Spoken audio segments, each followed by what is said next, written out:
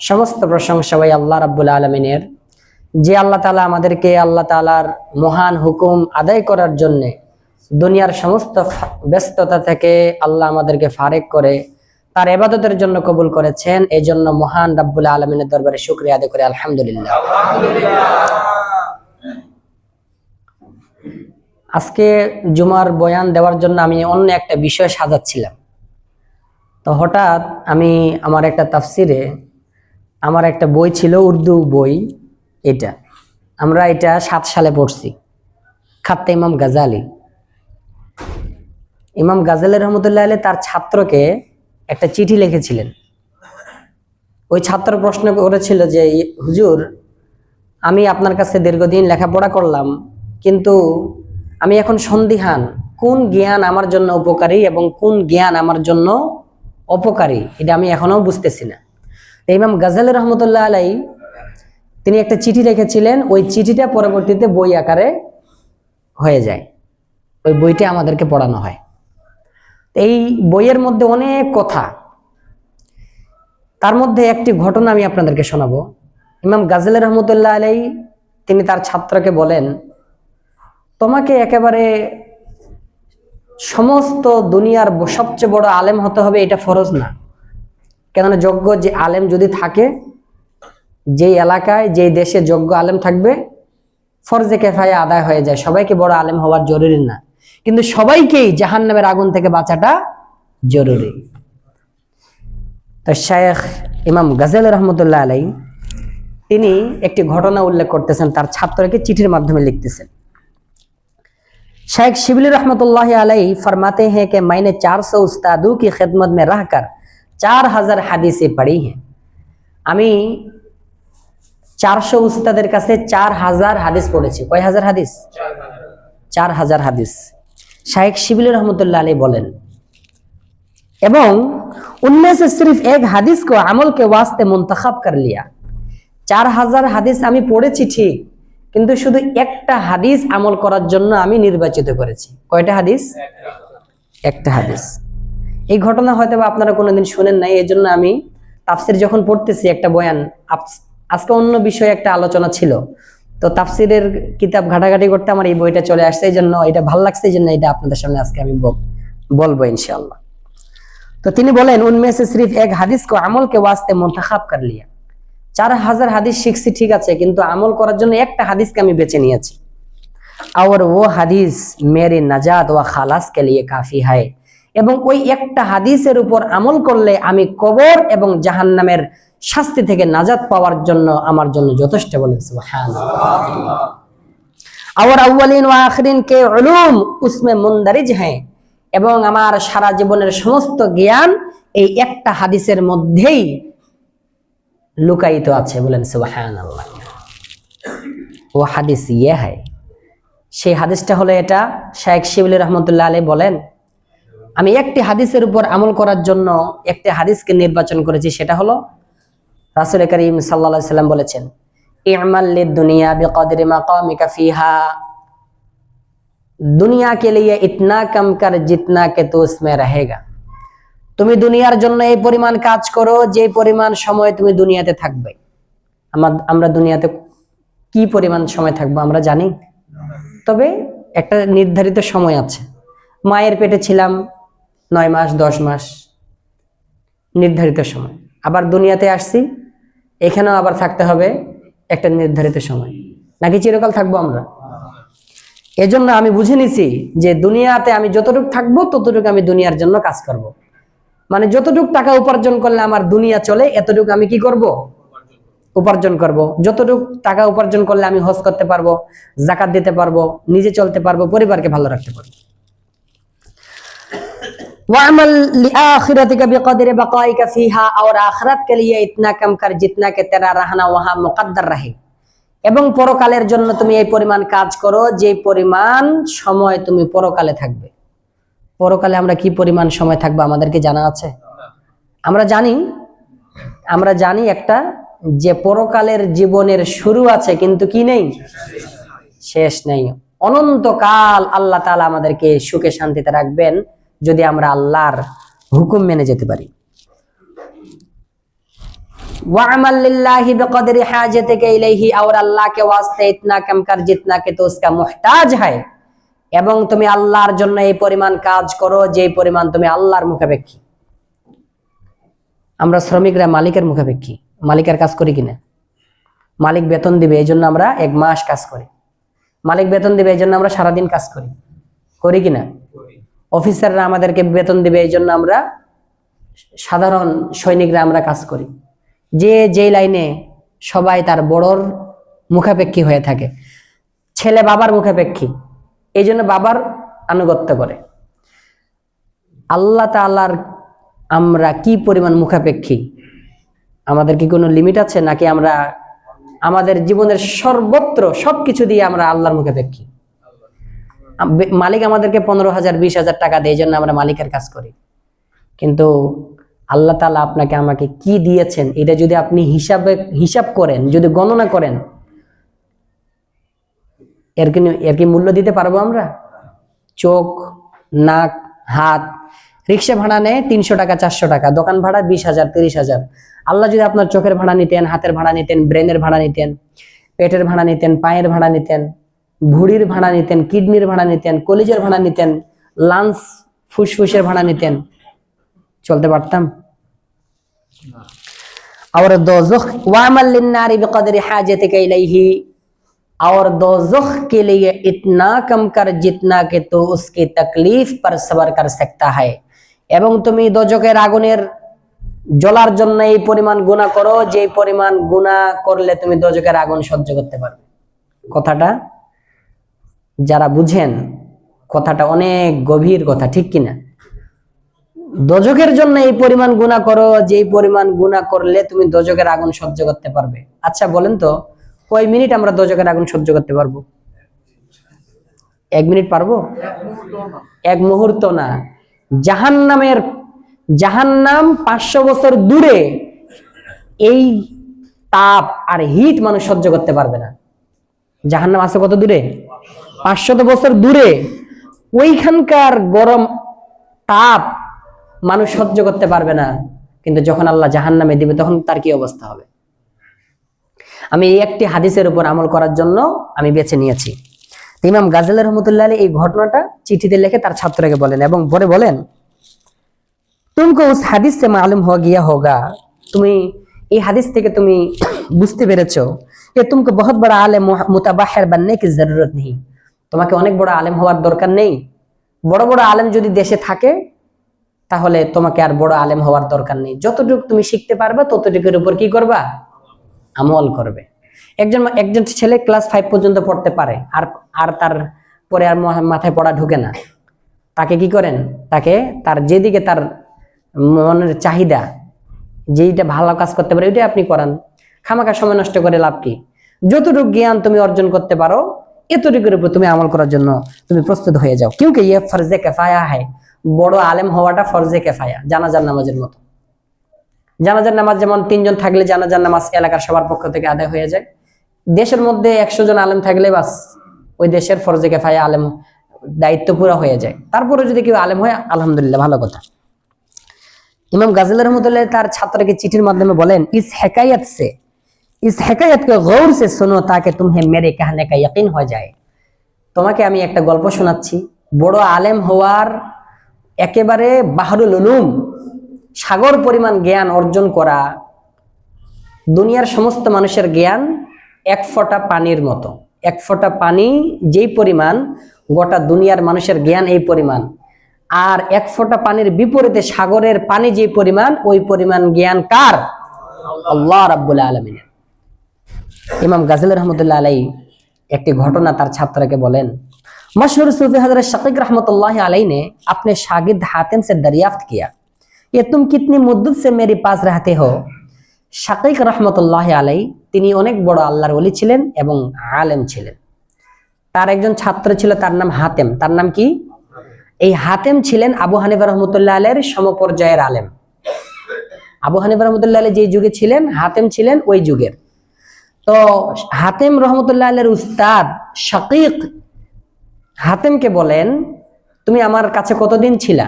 কতদিন ধরে আমার কাছে আমার সহবতে থেকে লেখাপড়া করতেছো? আরজ কিয়া 33 বরস সে। হাতিম রহমতুল্লাহ আলাই তার উস্তাদকে বললেন, আমি আপনার কাছে এলেম শিখতেছি কয় বছর ধরে? 33 বছর। কয় বছর? 33 বছর। पूछा, शिक्षक जिज्ञासा करलेन कि तुमने उस मुद्दत में कितने उलूम और किया किया फायदे हासिल किए? তুমি আমার কাছে যে 33 বছর ছিলা, এই 33 বছরে তুমি আমার কাছে কি কি জ্ঞান অর্জন করেছো একটু আমাকে বলো। উস্তাদ মনে করছে যে 33 বছরে আমার কাছে সে অনেক কিছু শিখছে, মনে অনেক কিছু বলবে। জবাব দিয়া 8 ফায়দে সিরিফ। হাতিম রহমতুল্লাহ আলাইহি বলেন, হুজুর আমি আপনার কাছে 33 বছর ছিলাম, 33 বছরে আমি শুধু আপনার থেকে অনেক জ্ঞান শিখেছি, ঠিক আছে, কিন্তু আপনার থেকে 8টা ফায়দা পাইছি। কয়টা ফায়দা? উস্তাদ এখন বলেন, ফরমায়া यही इल्म हासिल करने का नतीजा है। তোমাকে সারা জীবনের তোমার পিছনের চেষ্টা মেহনতের কি এটাই আমার ফলাফল, যে আমি তোমার ইন্না লিল্লাহি ওয়া ইন্না ইলাইহি রাজিউন। বিপদ না যে 10 বছর মেহনত করে শুধু ক্লাস 1 এর পড়া পারে, এটা কি বিপদ না? 33 বছর আমি তোমার জন্য শেষ করে দিলাম, তুমি মাত্র 8টা জিনিস আমার থেকে উপকার পাইলা। ছাত্র এখন বলেন, উস্তাদ বলেন, মাইনে तुम्हारी तालीम में एक उम्र सर्फ कर दी। আমি তোমার শিক্ষার জন্য আমার জীবন শেষ করে দিলাম। আর तुमने सिर्फ इतना ही हासिल किया, তুমি এতটুকু অর্জন করলে। হাতেম ने আরজ किया। ছাত্র এখন বললেন, হাতেম বললেন, अगर आप सच्चे पूछते हैं, যদি আপনি সত্যি সত্যি জিজ্ঞাসা করেন, तो मेरी तहसील सिर्फ इस कदर है जो अर्ज की। আপনি আমি যতটুকু জ্ঞান অর্জন করেছি এটাই আমার নাজাতের জন্য যথেষ্ট। বলেন সুবহানাল্লাহ। और उससे ज्यादा हासिल करने की मुझे ख्वाहिश भी नहीं। এবং এই 8টা জ্ঞানের অতিরিক্ত অর্জন করাটা আমার এত খাহেশও নাই, চাহিদাও নাই। क्योंकि मुझे यकीन है, আমার দৃঢ় বিশ্বাস আছে, इसी कदर मेरी नाजात के लिए काफी है। এই 8 প্রকার জ্ঞান আমল করার দ্বারা আমার নাজাতের জন্য যথেষ্ট। আর उससे ज्यादा फजूल, এবং এই 8টি জিনিসের বাইরে অতিরিক্ত জ্ঞান অর্জন করাটা অতিরিক্ত, একেবারে অনর্থক। শাকির রহমতুল্লাহ আলাইহি কৌতূহলী হয়ে তিনি জিজ্ঞাসা করলেন, বয়ান তো করো, ও 8 ফায়দা কিয়া কিয়া হ্যাঁ, তুমি আমাকে জিজ্ঞাসা এবার বলো, তুমি আমার থেকে 33 বছরে যে 8টা ফায়দা অর্জন করেছো, এই 8টা ফায়দা কি কি আমাকে একটু বলো। হাতেম রহমতুল্লাহ আলাইহি একটা একটা করে বলতে লাগলেন। 1 नंबर, अव्वल ये के मैंने देखा कि दुनिया में हर शख्स को कोई चीज महबूब और मरगूब होती है। আমি দুনিয়ার প্রত্যেকটা মানুষকে দেখেছি, প্রত্যেকটা মানুষের পছন্দনীয় কিছু জিনিস থাকে এবং প্রত্যেকটা মানুষের প্রিয় কিছু জিনিস থাকে, থাকে কিনা? उनमें से कोई तो मर्जिल मौत तक उसका साथ देती है। মানুষের প্রিয়তম বস্তু টাকা পয়সা, ধন দৌলত, বাড়ি গাড়ি, নারী, এগুলা কিছু তার মৃত্যু পর্যন্ত যায়, মরার সঙ্গে পৃথক হয়ে যায়। আবার কিছু জিনিস কবর পর্যন্ত যায়, আবার কবর মাটি দেওয়া শেষ, একেবারে সবাই কি হয়ে যায়? দুনিয়া থেকে বিচ্ছিন্ন হয়ে যায়। मैंने सोच समझकर ऐसा महबूब पसंद किया। আমি বুঝে শুনে 33 বছরে গবেষণা করে আমি বুঝে শুনে ऐसा महबूब पसंद कर लिया, এমন বন্ধু আমি ভালোবেসেছি, जो कब्र में मेरे मौनस व गम कर रहे, যেটা কবরের মধ্যেও আমার অন্তরঙ্গ বন্ধু হয়ে থাকবে। সুবহানাল্লাহ। তো वो আমল সালেহ है, সেটা হলো আমার জীবনের সমস্ত ভালো কাজ করা আমি আমার প্রিয় বস্তু বানিয়ে নিয়েছি। নামাজ, রোজা, হজ, যাকাত, হালাল উপার্জন, সেবামূলক কাজ করা, মা বাবার সেবা যত্ন করা, এক কথা নাফরমানি না করা এবং সমস্ত ভালো কাজ করাকেই আমি আমার বন্ধু বানিয়ে নিয়েছি। এটা কবরে কিয়ামত পর্যন্ত আমার সাথে থাকবে। বলেন সুবহানাল্লাহ। উস্তাদ তখন বললেন, আহসানতা, শাবাশ। উস্তাদ কি দিলেন? শাবাশ দিলেন। উস্তাদ যদি কোনো ছাত্রকে সমর্থন করে, আমরা হাফেজ হই কখন? আমরা যেদিন এক দাঁড়ানোতে 30 পারা শুনাইতে পারি নির্ভুলে, সেদিন আমাদের উস্তাদ আমাদেরকে বলে, তুমি আজ থেকে হাফেজ, তুমি আজকে থেকে হাফেজ। ওই দিন থেকে আমরা হাফেজ। যদি একটা জবরের, একটা জেরের বা একটা পেশের ভুল হয়, আর হুজুর যদি বলে তোমাকে আবার শুনাইতে হবে, তাহলে আবার শুনাইতে হবে। ভুল থাকা সত্ত্বেও কোনোদিন একজন শিক্ষক তার ছাত্রকে কি বলে না, তুমি পরিপূর্ণ হাফেজ হইছো, এটা বলে না। উস্তাদ যেদিন বলবে তুমি হাফেজ, ওই দিন থেকে কি আমি হাফেজ, এটা হচ্ছে সার্টিফিকেট। এটাই হাফেজদের কিন্তু কোনো কি নেই, সার্টিফিকেট নাই। কোন হাফেজ যদি বলে আমি তারাবি পড়াইতে পারবো, তাহলে সে পারবে। আর যদি বলে গড়িমসি করে না আমার একটু সমস্যা আছে, তাহলে সে পারবে না। एक नंबर फायदा गया। 2 नंबर फायदा, दूसरे फायदा यह है कि मैंने दुनिया में सबको नफ्स और ख्वाहिश का ताबे देखा। দুনিয়ার প্রত্যেকটা মানুষকে আমি দেখেছি তারা তাদের নিজের নফসের খারাপ চাহিদার অনুসরণ করে। কার অনুসরণ করে? খারাপ চাহিদার অনুসরণ করে।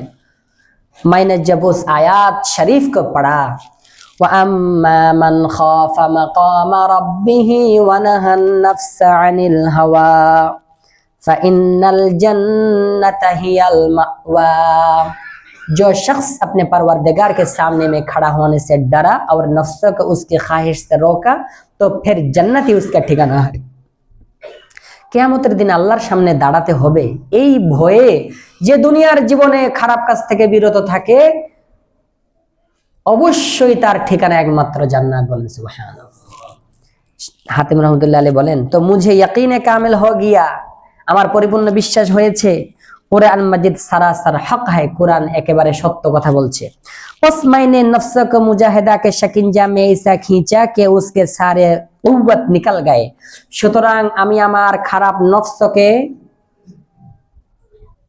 পিঞ্জিরার খাঁচার মধ্যে এমন ভাবে আবদ্ধ করেছি যে তার খারাপ চাহিদার সমস্ত শক্তি বের হয়ে গেছে, তখন সে দুর্বল হয়ে গেছে। একটা মানুষ যখন ভাত গোস্তে খাইতে পারে না, তখন তার শরীরটা কি হয়ে যায়? দুর্বল হয়। তখন যেহেতু আর খাইতে পারে না, তখন তাকে ডাক্তার কি দেয়? নাক দিয়ে মুখ দিয়ে স্যালাইন দেয়, ওই শক্তি দিয়ে সে চলে।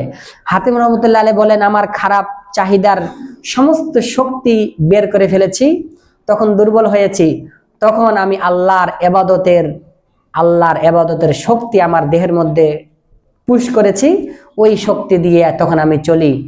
তখন এই জন্য ইহা থেকে বেচুয়া চেরা তাআত হক মে মুতমাইন হয়ে গিয়া, আমার অন্তর এখন ভালো কাজ করার মধ্যেই শান্তি পায়। সুবহানাল্লাহ। আমার অন্তর ভালো কাজ করার মধ্যে কি পায়? শান্তি পায়। খারাপ কাজ দেখলে সে অস্থির হয়ে যায়। কিন্তু আমরা কি ফরজ নামাজ, জুমার নামাজ আমি সালাম ফিরাইছি, এর মধ্যে সিঁড়িতে এমন ভাবে আওয়াজ, মানে গিড় গিড় গিড় গিড় করে আওয়াজ হয়, হেলিকপ্টার আসছে। আমরা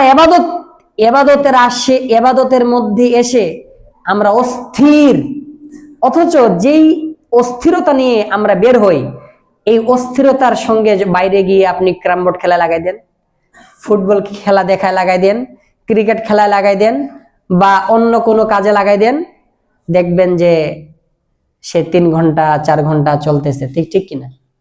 বিশ্বকাপের সময় আমরা দেখছি তো, রাত 2টার সময় খেলা শুরু হবে, ভোর 4টা পর্যন্ত দেখছে, ঠিক কিনা? তো কেন? তো উনি বলেন, আমি আমার নফসের সমস্ত খারাপ চাহিদাকে বের করে দিয়েছি, এই কারণে আমার অন্তর এখন ভালো কাজ করলে সান্ত্বনা পায়, আমার অন্তর তৃপ্তি লাভ করে। আর খারাপ কাজ দেখলে আমার অন্তরটা অস্থির হয়ে যায়। কিন্তু আমরা খারাপ কাজ করলে আনন্দ পাই, আর মসজিদে আসলে আমার কি হয়? অস্থিরতা শুরু হয়। কি ব্যাপার, 1 মিনিট চলে গেল, ইমাম সাহেব এখনো আসতেছে না কেন? 1 মিনিট চলে গেল, এখনো আজান দিচ্ছে না কেন? সালাম ফিরাচ্ছে না কেন? মনে হয় উনি আজকে মনে হয় ঘুমাচ্ছে, তাশাহুদে বসে। ছিটকে, মানে এমন ভাবে আমরা মসজিদ থেকে বের হই যেন আমি মসজিদ থেকে ম্যাগনেট যদি উল্টা করে দেন, দেখবেন যে লাগে না, ছিটকে যায়। আমরা ছিটকে বের হচ্ছি। তো তিনি বলেন, যখন এই কথা বললেন, তার উস্তাদ বললেন, বারাকাল্লাহু ফি হায়াতিকা, আল্লাহ তোমার জ্ঞানের মধ্যে, আমলের মধ্যে বরকত দান করেন। সুবহানাল্লাহ। কয় নাম্বার ফায়দা গেল? 2 নাম্বার। 3 নাম্বার, हातिम रहमतुल्लाह अलैह बोलें, मैंने देखा कि दुनिया के लोग बड़ी बड़ी तकलीफें और मुशक्कतें उठाकर सामान्य दुनिया में से कुछ हासिल कर लेते हैं। আমি দুনিয়ার সমস্ত মানুষকে দেখেছি, সে তার জীবনের সমস্ত শক্তি ব্যয় করে বাড়ি গাড়ি সম্পদ উপার্জন করতেছে। और अपने दिल में बड़े खुश होते हैं, এবং নিজে সে অনেক মনে মনে অনেক তৃপ্তি লাভ করে, আনন্দ অনুভব করে। আমার ছেলেটা নটর ডেমে চান্স পেয়েছে, ঢাকা ইউনিভার্সিটি চান্স পেয়েছে, আমি চাকরি পেয়েছি 1 লাখ টাকা, 2 লাখ টাকা, 3 লাখ টাকা বেতনে। দুনিয়ার বড় বড় চাকরি, দুনিয়ার বড় বড় বাড়ি, পদ, ক্ষমতাকে সে বড় করে দেখতেছে, এবং বড় করে দেখে সে নিজের অন্তরে আত্মতৃপ্তি লাভ করতেছে। কিন্তু তিনি বলেন, मैंने जब उस आयत को पढ़ा, আমি যখন আল্লাহর কোরআনের এই আয়াতকে পড়লাম, মা ইনদাকুম ইয়ানফাদ ওয়া মা ইনদাল্লাহি বাক, जो कुछ तुम्हारे पास है वो सदा रहने, जो कुछ तुम्हारे पास है वो नबड़ जाने वाला है। তোমাদের মধ্যে যা কিছু আছে, সার্টিফিকেট, টাকা, ধন দৌলত, ক্ষমতা, প্রতিপত্তি, সম্মান, সব কিছু কি হয়ে যাবে? ধ্বংস হয়ে যাবে। ওয়া মা ইনদাল্লাহি বাক, और जो अल्लाह के पास है वो सदा रहने वाला है, কবি ফানা होने वाला नहीं। এবং যা কিছু আল্লাহর কাছে আছে এটা অনন্তকাল থাকবে, এটা কোনোদিন নষ্ট হবে না। বলেন সুবহানাল্লাহ। तो मैंने अपने बरसों का अंदुख्ता खुदा ताला की राह में फकरा को देकर खुदा ताला की यहाँ अमानत रख दी। সুতরাং আমি আমার জীবনের সমস্ত উপার্জিত সম্পদ গরিবদেরকে দান করে আল্লাহর হাতে আমানত দিয়ে রেখেছি। বলেন সুবহানাল্লাহ। इस उम्मीद पर कि वो वहां बाकी रहेगा, আল্লাহর কাছে এটা অনন্তকাল থাকবে। দুনিয়াতে মরে গেলে টাকা শেষ। একটা মানুষ যখন মারা যায় তখন ওই মানুষের জমির টাকার মালিক হয় কারা? সন্তানেরা, ওয়ারিসরা মালিক হয়ে যায়। সুতরাং আমার টাকা, দুনিয়াতেই আমার টাকা শেষ হয়ে গেল, ধন দৌলত ক্ষমতা শেষ হয়ে গেল। সুতরাং আমি আমার দুনিয়ার অতিরিক্ত সমস্ত সম্পদ গরিবকে দান করে কার হাতে আমানত রাখলাম? আল্লাহর হাতে আমানত রাখলাম, যে ওইটা সেখানে বাকি থাকবে।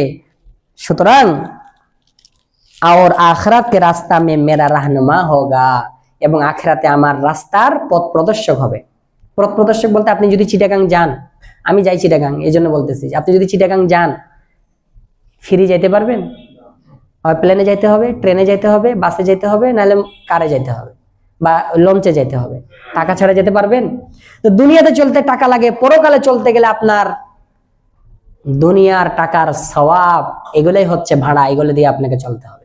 তো উনি বলেন, আমি যখন আল্লাহর কোরআনের এই আয়াত পড়লাম, আমি আমার সমস্ত কিছু দেখলাম, দুনিয়ার মানুষ সার্টিফিকেট, ধন দৌলত ক্ষমতা সবকিছুকে বড় মনে করে এবং নিজে আত্মতৃপ্তি লাভ করে। কিন্তু আমি যখন দেখলাম দুনিয়ার এত বড় বড় পদ, ক্ষমতা, টাকা, বাড়ি, গাড়ি, নারী, এগুলা কোনো কিছুই স্থায়ী নয়, বরং ধ্বংসশীল। আর আমি আল্লাহকে যা কিছু দিব তা স্থায়ী, বরং ধ্বংসশীল নয়, বরং সেটা চিরস্থায়ী। বলেন সুবহানাল্লাহ। এই জন্য অনেক মানুষ আছে আসলেই বিশ্বাস করে এবং কি করে, যে আখিরাতে আমি যা কিছু দান করি আল্লাহ এটা থাকবে কোথায়? আখিরাতে থাকবে। অনেক মানুষ দান করে না। আমাদের সভাপতি সাহেব আমাদের মাদ্রাসা ফ্যান দিয়েছেন, কার্পেট দিয়েছেন, আলহামদুলিল্লাহ। উনি মসজিদেও অনেক দান করেন। অনেক ভাইরা এখানে আছে অনেক দান করে। কেন দান করে? অনেক মানুষ আছে এত দান করে যে আপনি কল্পনা করতে পারবেন না কত দান করে। কেন দান করে? নিঃসন্দেহে তার অন্তরে একথা দৃঢ় বিশ্বাস আছে, আমি যা কিছু দান করতেছি এগুলা কার কাছে থাকবে? আল্লাহর কাছে। এটা অবশ্যই সে ফিরে পাবে, বরং আল্লাহ তাকে দ্বিগুণ করে দেবেন। বলেন সুবহানাল্লাহ। কয় নাম্বার ফায়দা গেল?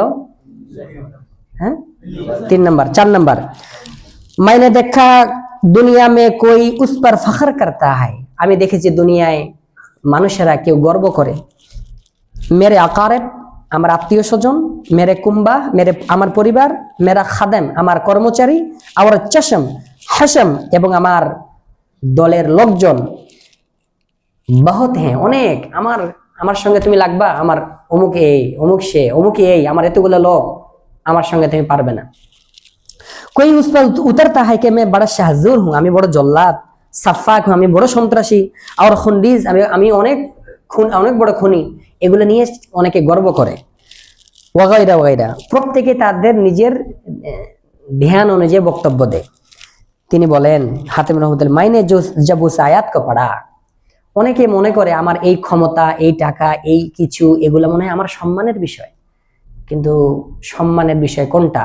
আমি যখন আল্লাহর কোরআনের এই আয়াত পড়লাম, ইন্না আকরামাকুম ইনদাল্লাহি আতকাকুম, बेशक तुम में से सबसे ज्यादा मुअज्जज अल्लाह के नजदीक वही है जो सबसे ज्यादा परहेजगार है, তোমাদের মধ্য থেকে আল্লাহ তাআলার নিকট ওই ব্যক্তি সবচেয়ে বেশি সম্মানিত যে সবচেয়ে বড় পরহেজগার। বলেন সুবহানাল্লাহ।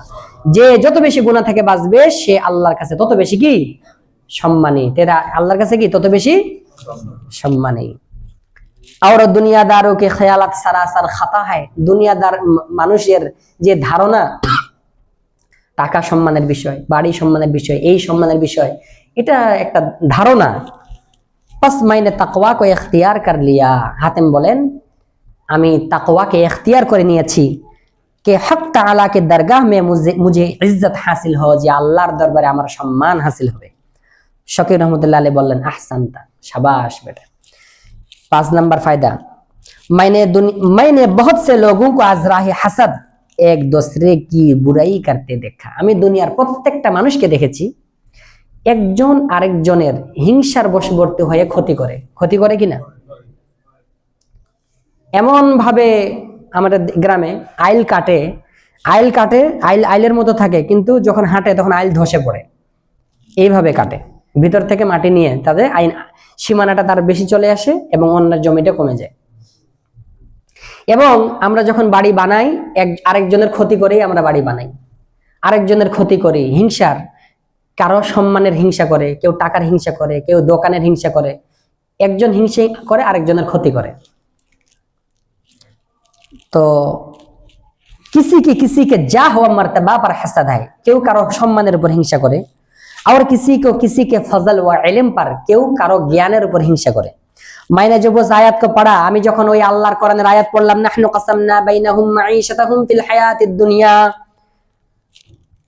हमने सामान आइश व जिंदगी को उन्हीं तकसीम कर दी है। আমি দুনিয়ার প্রত্যেকটা মানুষের জীবিকা এবং রিজিক, জ্ঞান সবকিছু বন্টন করে দিয়েছি। কে কি পরিমাণ টাকা কামাবে, সম্মান কামাবে, এটা ভাগ করে দিয়েছেন কে? আল্লাহ। যখন আমি এটা দেখলাম, তো প্রত্যেকের ভাগে আলাদা আলাদা, এইটুক সম্মান পাবে, ওইটুক টাকা পাবে। তাহলে একজন মানুষ এই পরিমাণ টাকা পাবে, এই পরিমাণ সম্মান পাবে, তাইলে দিয়েছেন কে? আমি যদি তাকে হিংসা করি, তাহলে আমি কার হুকুমের বিরুদ্ধে হিংসা করলাম? আল্লাহর। তো উনি বলেন किसी को तो मैंने समझ गया, আমি বুঝে নিলাম, हर एक का मकदूर व मकसूम है। मकदूर মানে প্রত্যেকের নির্ধারিত রিজিক আছে এবং বন্টনকৃত সম্মান আছে।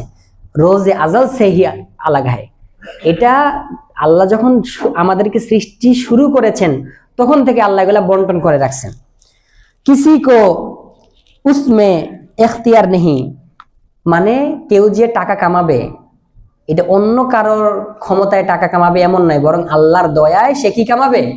টাকা সম্মান কামাবে। আর কিসমত খাদেবান্দি पर রাজি হয়ে গিয়া, এবং আমি যখন বুঝে নিলাম আমি আল্লাহর বন্টনের উপর সন্তুষ্ট হয়ে গেলাম, फिर मुझे किसी पर हसद ना हुआ, এজন্য কারো উপরে আমার হিংসা আসে না। কেউ টাকা কামাচ্ছে কামাক, কেউ জ্ঞান শিখতেছে শিখুক, আমি একজনের যদি হিংসা করি তাহলে ওইটা আল্লাহ তাকে দিয়েছেন, তাহলে আল্লাহর বন্টনের উপর আমি হিংসা করলাম, আমি ভালো থাকতে পারবো? তো বলকে মেরি সারে জাহাঁ সে সলাহ হো গিয়া, বরং গোটা দুনিয়ার সাথে আমার একটা সন্ধি হয়ে গেছে। একজন আরেকজনের ক্ষতি করে, পরে ঝগড়া লাগে, মধ্যখানে বিচারক আসে সন্ধি করে দেয় যে এ এর ক্ষতি করবে না, এ এর ক্ষতি করবে না। আমি শুধু মানুষের সাথে সন্ধি না, বরং আমি গোটা দুনিয়ার সাথে সন্ধি করেছি। দুনিয়াকে আল্লাহ যা কিছু দিবে দেখ, এই দুনিয়ার প্রতি, দুনিয়ার মানুষের সম্মানের, টাকার প্রতি, ক্ষমতার প্রতি আমার কোনো হিংসা নাই। বলেন সুবহানাল্লাহ। উস্তাদ এখন তার উস্তাদ তাকে বললেন, বড় আচ্ছা কাম কিয়া, তুমি বড় ভালো কাজ করেছো।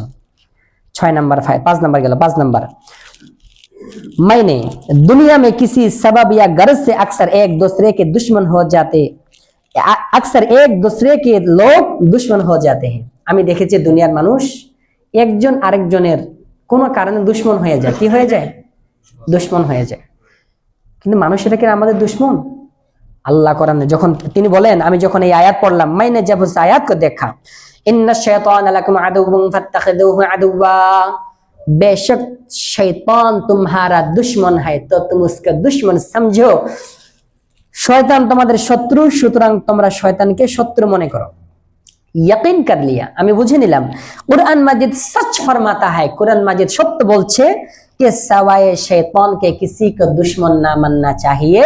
শয়তান ছাড়া কাউকে দুশ্মন মনে করা যাবে না। একমাত্র আমাদের একমাত্র দুশ্মন কে? শয়তান, ইবলিস শয়তান। মানুষের মাধ্যমে তারা, এই শয়তান মানুষের মাধ্যমে এগুলো কাজ করে, কিন্তু প্রকৃতপক্ষে আমাদের শত্রু কে? আমাদের শত্রু হলো শয়তান। এই জন্য আমি আর কোনো মানুষের সাথে আর দুশ্মনী করি না। মানুষের সাথে আমি কি করি না? দুশ্মনী করি না। এই জন্য মানুষ আমার দুশ্মন নয়। সুতরাং যখন দেখলাম যে কোরআন মাজিদ বলছে শয়তান তোমাদের শত্রু, किसी को दुश्मन ना मानना चाहिए। जो সুতরাং শয়তানকে দুশ্মন মনে করতে হবে, কাউকে দুশ্মন মনে করা যাবে না।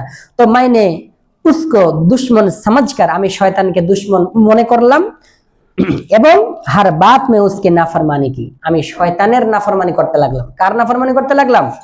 শয়তানের। और खुदा ताला की इताअत पर मशगूल हो गया এবং আল্লাহর আনুগত্যের মধ্যে ব্যস্ত হয়ে গেলাম। সুবহানাল্লাহ।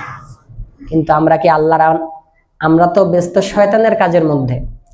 এইখানে কুটনামি করে, ওইখানে ইয়া করে, ওইখানে ওর জমি দখল করে, ওইখানে জমি টাকা আত্মসাৎ করে। অনেক মানুষ আছে বাড়ি থাকে, বাসা ভাড়া না দিয়ে চলে যায়, দোকানে বাকি খায়, বাকি না টাকা না দিয়ে কি করে যায়, চলে যায়। তো এগুলা কি আল্লাহর আনুগত্য না শয়তানের আনুগত্য? শয়তানের আনুগত্য। তো তিনি বলেন আমি শয়তানের নাফরমানি করতে শুরু করলাম এবং আল্লাহর আনুগত্যের মধ্যে নিজেকে ব্যস্ত করে নিলাম। আল্লাহ সূরা ইয়াসিনে বলেছেন, আলাম আহাদ ইলাইকুম ইয়া বানি আদম আল্লা তা'বুদুশ শাইতান ইন্নাহু লাকুম আদুউম মুবিন ওয়া আনি'বুদুনি হাযা সিরাতুম মুস্তাকিম। ऐ बनी आदम, क्या मैंने तुमको पहले से नहीं कह दिया था कि तुम शैतान का कहना मत मानो, वो तुम्हारा खुलम खुला दुश्मन है और मेरी फरमाबरदारी खींचो, यही सीधा रास्ता है। हे दुनियार মানুষ, আমি কি তোমাদেরকে বলি নাই শয়তান তোমাদের প্রকাশ্য শত্রু, তোমরা তার আনুগত্য করিও না, আমি আল্লাহর আনুগত্য করো, এটাই সঠিক রাস্তা। সুতরাং সূরা ইয়াসিনের এই আয়াতের প্রতি আমি লক্ষ্য করে শয়তানের আনুগত্য ছেড়ে দিলাম এবং কার আনুগত্য করতে লাগলাম? আল্লাহ রাব্বুল আলামিনের আনুগত্য করলাম। 6 নাম্বার শেষ। 7 নাম্বার ফায়দা অর্জন করলাম। मैंने दुनिया वालों को देखा कि हर शख्स अपनी माश व रोजी की तलाश में सरगिर्दा व परेशान है। আমি দুনিয়ার প্রত্যেকটা মানুষকে দেখেছি, প্রত্যেকটা মানুষ নিজের রুজি রোজগার তালাশের মধ্যে একেবারে চূড়ান্ত পেরেশান। और कलाम पाक में खुदा ताला फरमाते हैं এবং আল্লাহ তাআলা কোরআনে বলেন, ওয়ামা মিন দাব্বাতিন ফিল আরদি ইল্লা আলাল্লাহি রিজকুহা, जमीन पर कोई जानदार नहीं मगर ये कि उसका रिजिक अल्लाह की जानिब से मुकर्रर है। পৃথিবীতে এমন কোন প্রাণী নেই যার রিজিক কার পক্ষ থেকে আসে? আল্লাহর পক্ষ থেকে আসে। তিনি বলেন, চूंकि मैं भी मिन जुमला जमीन पर बसने वाले के जानदार के था, সুতরাং আমিও তো একটা পৃথিবীর প্রাণী। সুতরাং দুনিয়ার সমস্ত প্রাণীকে, বাঘ ভাল্লুক সমস্ত প্রাণীকে খাওয়াচ্ছেন কে? আপনি আমি গোস্ত খাবো কতগুলা? 1 পাও, আধা কেজি, 1 কেজি। কিন্তু একটা বাঘ দৈনিক গোস্ত খায় 14 কেজি। কয় কেজি? 14 কেজি। আমরা শেখসুদ রহমতুল্লাহ আলাইহির একটা কিতাবে, বুঝতে কিতাবে পড়েছি, সি মুর্গ একটা পাখি আছে। এই পাখি দৈনিক জংলি 20টা হাতি খায়। কয়টা হাতি খায়? জংলি, আবার আমাদের দেশের না কিন্তু, জংলি, আফ্রিকার বড় বড় জঙ্গলের জংলি হাতি, বড় বড় হাতি। ওই সি মুর্গ, এই পাখিটা দৈনিক কয়টা করে হাতি খায়? তো ওই পাখিকে রিজিক দিচ্ছে কে? আল্লাহ রাব্বুল আলামিন। সুতরাং আমিও তো একটা প্রাণী। সুতরাং আমি কি করলাম? बस मैंने खुदा ताला की वादा पर भरोसा करके আমি আল্লাহর ওয়াদার উপর ভরসা করলাম যে আল্লাহ রিজিক পৌঁছাবেন।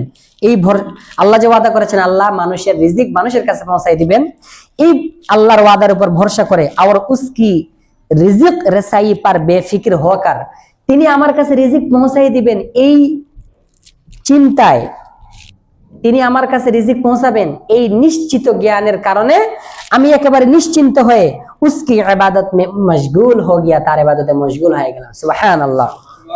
হযরত শাকির রহমাতুল্লাহ আলাইহি বলেন, আহসানতা, শাবাশ।